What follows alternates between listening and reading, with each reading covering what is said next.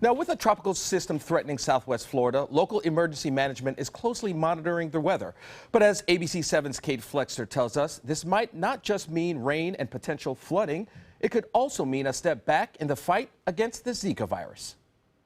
As a tropical system moves into the Gulf, it coincides with another large concern for Florida, the Zika virus. This week, Governor Rick Scott reminding Floridians of the role they play in the fight. Where we're seeing mosquitoes, we're seeing standing water. There's a direct correlation. So if everybody in the state can focus on getting rid of standing water, then we're going to do well. Chief of Emergency Management Ed McCrane says even if the tropical system doesn't make landfall, it will likely bring several inches of rain and leave behind standing water. Depending on how often it comes, how long it lasts each time, we could see some isolated flooding in the typical areas. And that flooding only intensifies the threat of Zika.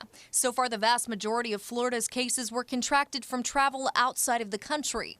But now more than 40 cases have been homegrown. The primary carrier of the virus is the Aedes aegypti mosquito, nicknamed the container breeding mosquito because it likes to lay its eggs in and around standing water.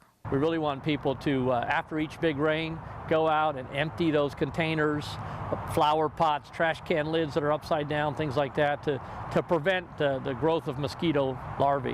Whether it's something big like a bucket, something medium-sized like a vase, or something small like a pet bowl, experts say if it can hold water, it needs to be dumped out.